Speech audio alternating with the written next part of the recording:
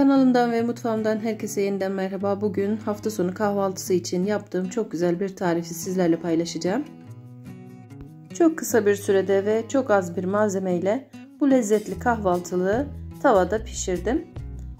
Börek tadında patatesli mükemmel bir lezzet oldu. Hemen tarifine geçiyorum.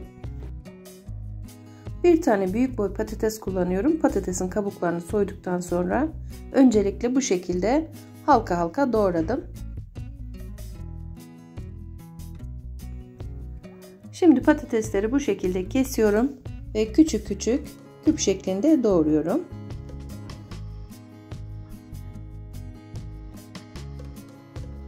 Patatesleri küçük küçük doğramamızın sebebi daha çabuk pişmesi için. Kalın olmasın arkadaşlar. Küçük küçük ve ince olmasına dikkat edelim.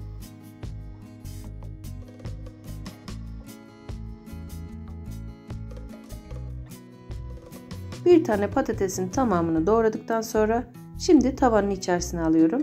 Tavaya biraz sıvı yağ gezdiriyorum.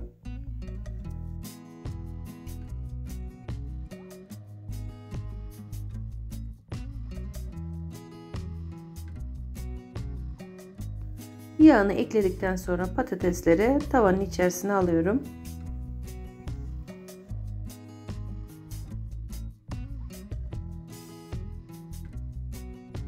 Ve ocağın ateşini açtıktan sonra patatesler pişene kadar bu şekilde ara sıra karıştırarak pişiriyorum.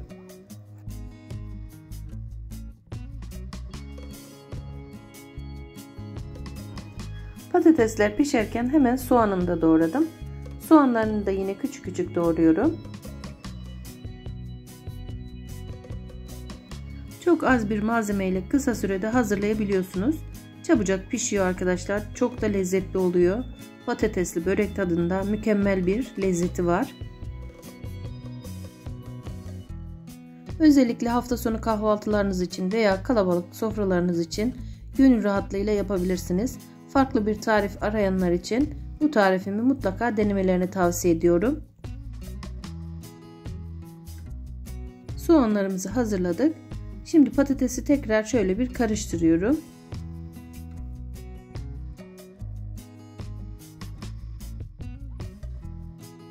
Ve doğradığım soğanları patatesin üzerine ekleyerek yine soğanları da pişirmeye bırakıyorum. Arada bir karıştırıyorum arkadaşlar. Kahvaltılığımızın üzerine ekleyeceğim diğer malzemeleri patates ve soğan pişene kadar hazırlıyorum.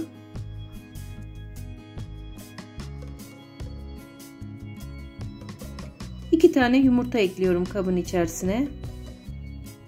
Patates ve soğan piştikten sonra üzerine bu karıştırdığım malzemeleri ekleyeceğim. Tekrar belirtiyorum.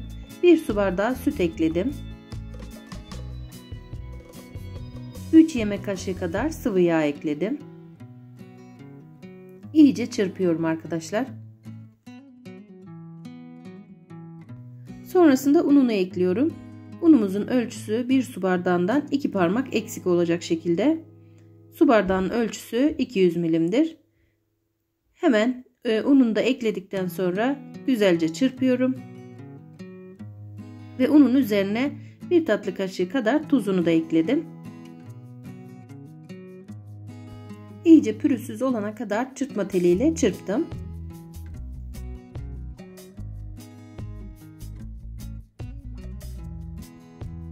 Şimdi bu karışımın üzerine rendelenmiş kaşar peyniri ekliyorum.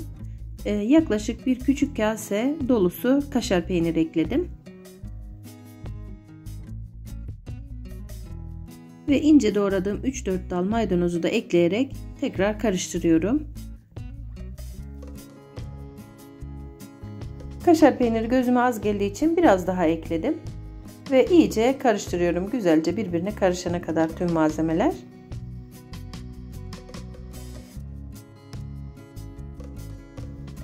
Şimdi patates ve soğanımız tamamen pişti. Karamelize oldu gördüğünüz gibi. Üzerine hazırladığım bu harcı hepsini döküyorum.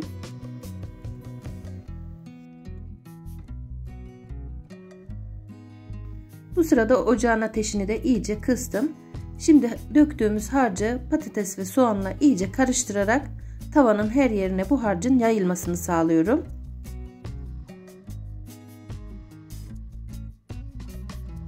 Güzelce karıştırdıktan sonra bu şekilde üst tarafını kaşıkla iyice düzeltiyorum.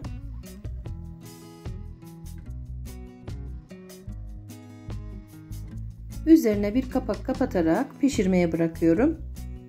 Pişen tarafı bu şekilde bir tahta yardımıyla alt üst edip çeviriyorum. Şimdi pişmeyen kısmını da tekrar pişireceğiz.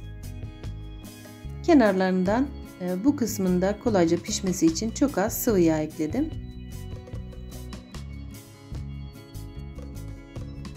Çok çabuk pişiyor arkadaşlar. Bu şekilde ara sıra sallıyorum ve güzelce alt tarafının da kızarıp pişmesini sağlıyorum. Ara sıra pişip pişmediğini bu şekilde spatula ile kontrol ediyorum. Çok fazla kızarmaması için.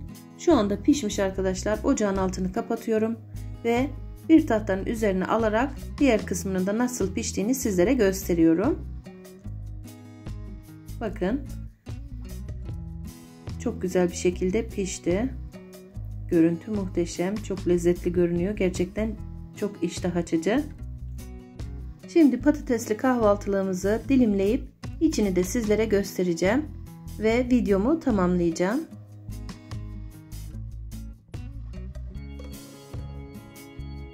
Kısa sürede çayınız demlenene kadar hazırlayabileceğiniz ve her evde bulunan malzemelerle yapılan çok lezzetli bir kahvaltılık oluyor.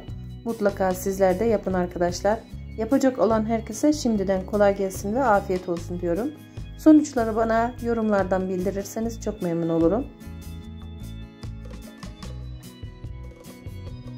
Patatesli kahvaltılığımızdan şöyle bir dilim aldım. İçinin görüntüsü de bu şekilde arkadaşlar. Şimdi bir tabağın içerisine alıyorum. Kolayca dilimleyerek servis edebilirsiniz. Bakın bu şekilde yumuşacık. Gerçekten börek lezzetinde harika oldu. Böylece bir tarifimin daha sonuna geldim arkadaşlar. Sevda'nın Mutfağı YouTube kanalımı ziyaret ederek bu ve bunun gibi birçok tarifi görebilirsiniz. Yeni tariflerde tekrar görüşmek üzere. Hoşça kalın. Allah'a emanet olun.